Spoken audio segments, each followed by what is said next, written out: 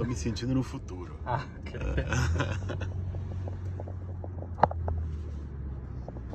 Pequim, Xangai, Paris, Nova York, Santiago, Lisboa. Desde que eu assumi o desafio de ser pré-candidato a prefeito de São Paulo, eu decidi conhecer experiências urbanas inovadoras, aquilo que está sendo feito de mais interessante nas grandes cidades, em várias metrópoles do mundo. Fui conversar com prefeitas, prefeitos, lideranças que têm cabeça aberta para as inovações, seja de transição ecológica, de cidades mais inteligentes. E hoje, nesse Café com Bolos, que é o primeiro do ano, eu achei que seria legal compartilhar com vocês várias dessas experiências que eu pude observar e aprender nessas andanças por aí. E já dou um spoiler. Infelizmente, São Paulo, a maior cidade da América Latina com essa gestão atual, parou no tempo. E aí, tem tempo para um cafezinho? Para fazer um bom café, meu bem. Paris. Eu tive lá conversando com a prefeita Anne Hidalgo, que já está no seu segundo mandato numa das principais capitais europeias. E lá em Paris, ela desenvolveu um projeto muito interessante chamado Paris 15 Minutos. Qual que é a ideia? O projeto pretende reduzir os deslocamentos médios entre moradia e trabalho, mas não só. Também entre moradia e os principais serviços que as pessoas têm que fazer, educação, saúde, cultura, lazer, serviços públicos, privados, reduzir esses deslocamentos a 15 minutos a pé ou de bicicleta. É lógico, Paris é uma cidade bem menor do que São Paulo, mas o modelo, a lógica, pode também ser adotada por aqui e em várias outras cidades. Um dos maiores problemas que a gente tem nas grandes metrópoles, inclusive por aqui, são as grandes distâncias. Pessoal, as periferias em geral concentraram a moradia dos mais pobres, dos trabalhadores, e os grandes serviços e polos geradores de emprego estão nas regiões centrais. Aqui em São Paulo, por exemplo, no Distrito da República, que é no centro, você tem 400 empregos para cada 100 moradores. Se você for lá para o extremo leste, em São Mateus, cidade de Tiradentes, você vai ter 8 empregos para cada 100 moradores. Qual é o resultado disso? Um deslocamento pendular, em que todo início de dia as pessoas saem do extremo da cidade para ir trabalhar no centro e no final do dia voltam. É mais distância, mais tempo no transporte, mais trânsito, mais poluição. Reduzir as distâncias é também descentralizar os empregos e serviços. É fazer com que as pessoas não tenham que atravessar a cidade inteira para poder ir trabalhar. É gerar polos de empregos espalhados pela cidade, estimular para que empresas se estabeleçam nos bairros e nas regiões mais periféricas. É também levar mais moradia para a região central, onde está concentrada a maior parte dos empregos, da infraestrutura e dos serviços. Mas não é só trabalho, é também descentralizar os equipamentos de lazer, cultura, esporte, para que o bairro seja um núcleo da vida, retomando essa dinâmica comunitária. Essa é a lógica do conceito de cidade 15 minutos que está sendo adotado em Paris. E essa lógica pode muito bem ser aplicada a uma cidade como São Paulo. Aliás, não só pode, como deve. Significa melhorar a qualidade de vida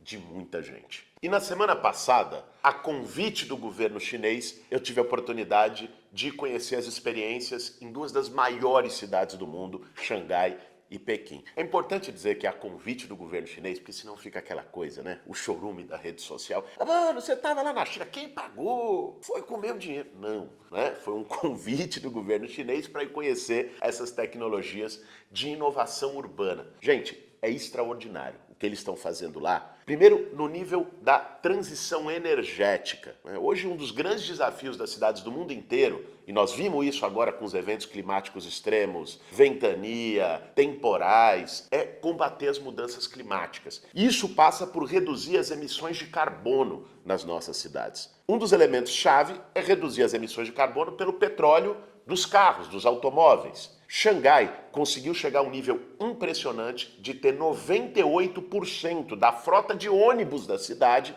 elétrica, que não emite carbono, que não emite poluição, que faz um recarregamento nas próprias garagens, com baterias elétricas modernas, enfim, 98%. Eu pude ir lá no Centro de Controle de Mobilidade de Xangai para ver não só essa experiência dos ônibus elétricos, mas um modelo de cidades inteligentes para a mobilidade que eles construíram tanto lá quanto em Pequim, que integra os semáforos inteligentes de última geração, que vão fazendo monitoramento em tempo real do tráfego, alterando o momento de abertura e fechamento dos semáforos conforme o trânsito das vias, alertando os motoristas também em tempo real sempre e, ao mesmo tempo, permitindo que nos próprios pontos de ônibus, nas paradas, as pessoas tenham ali a orientação de em quanto tempo chega o próximo ônibus. Nós temos um aplicativo aqui em São Paulo, criado no governo Haddad, que as pessoas podiam acessar. Hoje, male funciona com essa gestão atual. Mas o fato é, tá lá no ponto e quantas vagas tem em cada ônibus, para você poder ir sentado. Se eu quiser esperar o próximo, saber das vagas,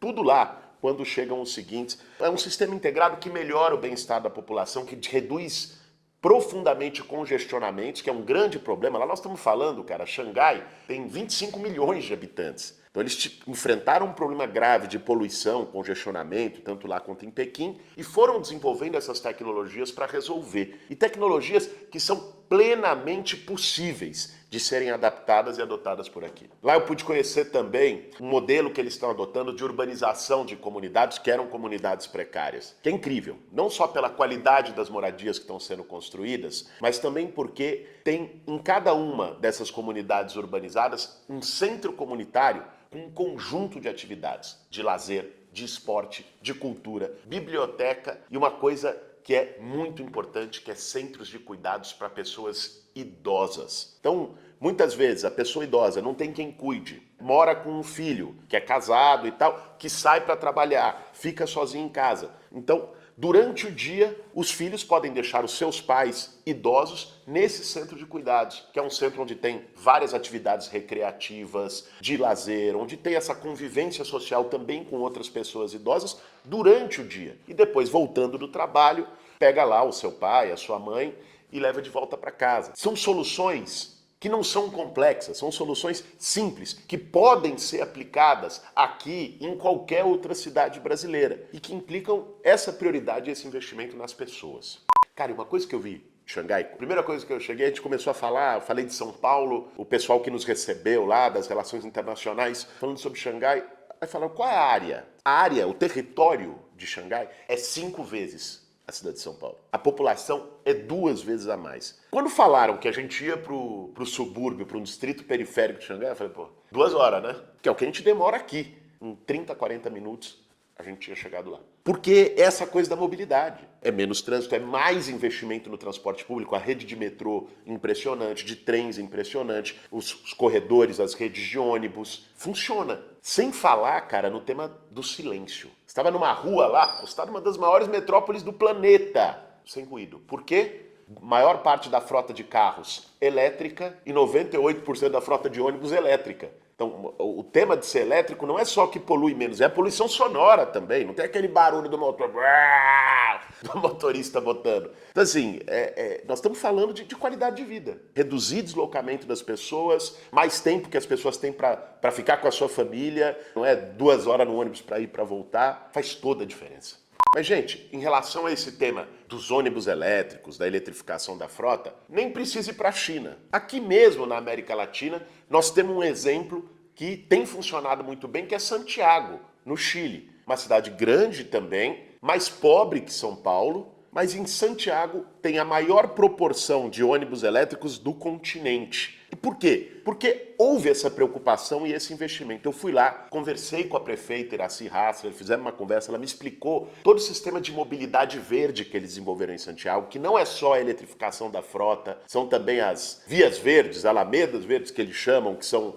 focadas principalmente para transporte público, sobretudo para ônibus elétricos. Veja, esse investimento podia estar sendo feito por aqui. Nós fizemos, ano passado, uma reunião, eu procurei o presidente do BNDES, o Aloysio Mercadante, também a Luciana, que é diretora de transição energética ecológica do BNDES, fizemos uma reunião, inclusive chamando as concessionárias, empresas de ônibus, para discutir um financiamento, um aporte do BNDES para a eletrificação da frota. Porque qual é o problema que nós temos em relação ao ônibus elétrico, pessoal? O ônibus elétrico, ele tem uma solução que ele, na rodagem, o custo de rodagem do ônibus é mais barato, pode chegar até 2 vezes mais barato do que o a diesel. Ou seja, além de não emitir carbono, não ser poluente, ele é mais barato na rodagem. Mas o problema inicial é o custo, o aporte que você tem que fazer para a compra do ônibus. Porque as baterias ainda são muito caras. Toda tecnologia, com o tempo, ela tem uma depreciação, reduz o preço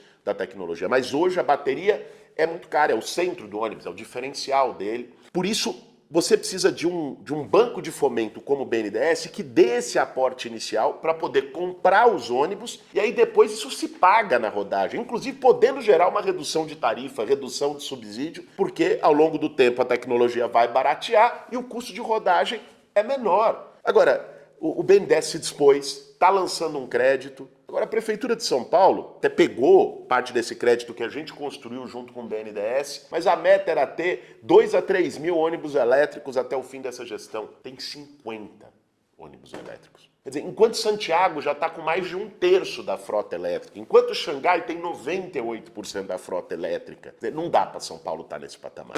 E nessas andanças, eu passei também por Nova York e tive um excelente encontro com o ex-prefeito Bill de Blasio. Bill de Blasio foi um prefeito eleito, reeleito de Nova York, que deixou marcas importantes na gestão da cidade. Primeiro, em relação a um tema que para mim é muito caro, que é a moradia. Nova York vive especulação imobiliária brutal. Se a gente já tem essa especulação aqui na cidade de São Paulo, imagine em Nova York, né, com o preço do metro quadrado que tem lá. Agora, ele colocou uma condicionante para empreiteiras, construtoras, em determinados lugares que quisessem fazer edifícios mais altos do que a legislação permite, o que aqui é a outorga onerosa nos planos diretores. Ele disse o seguinte, olha, você quer fazer o seu empreendimento aqui? Eu vou te dar, enquanto prefeitura, o direito de construir mais andares. Ou então um desconto determinado no imposto que você vai pagar. Mas um percentual, 30%, né, foram os edifícios 70-30, como ficaram conhecidos, 30% das unidades habitacionais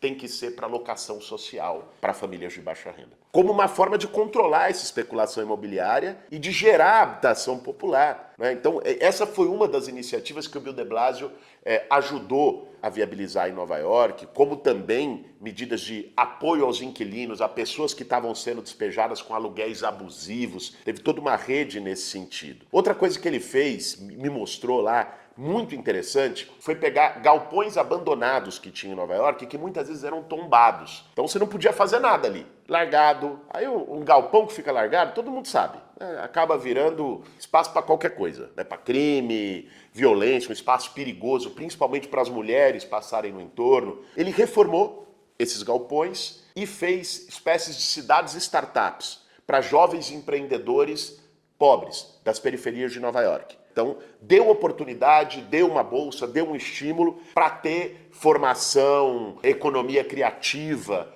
nesses lugares. E o resultado foi extraordinário. Eu pude ver os índices, né, do quanto que isso teve geração de emprego, geração de renda para espaços que estavam abandonados. É transformar o abandono em utilidade social, em utilidade pública. Depois o Bill de Blasio retribuiu a visita, veio aqui para São Paulo, fizemos uma excelente atividade juntos. Ou seja, são experiências como essa, gente, daquilo que tem sido de mais interessante, de mais inovador nas grandes cidades globais e que a gente tem que olhar e aprender com essas experiências. Não é repetir, cada cidade tem sua própria característica. São Paulo também tem todas as suas virtudes, os seus valores, de uma cidade acolhedora, de uma cidade culturalmente diversa. São Paulo acolheu imigrantes do mundo inteiro. Aqui você tem colônias do que você possa imaginar. São Paulo acolheu migrantes do Brasil inteiro, principalmente nordestinas, nordestinos que ergueram essa cidade. Aliás, a minha origem familiar expressa essa diversidade de São Paulo. Minha mãe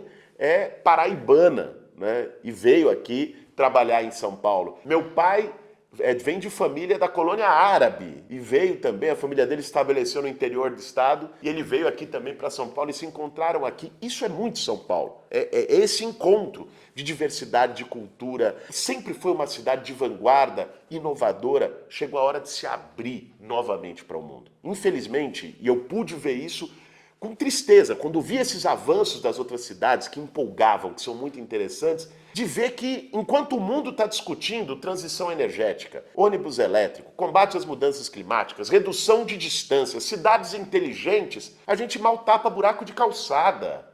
É uma situação triste, principalmente para quem tem orgulho do seu território, de onde nasceu, de onde viveu, como todos nós temos. Então, eu não tenho dúvida de que São Paulo pode muito mais e merece muito mais. Ser uma cidade mais humana, mais segura, mais inovadora e que possa se inspirar em várias experiências que deram certo em outras partes do mundo e fazer por aqui do nosso jeito, ao nosso modo. E foram algumas dessas experiências que eu busquei trazer hoje aqui para vocês nesse programa. Esse foi mais um Café com Boas. Para fazer um bom café, meu bem.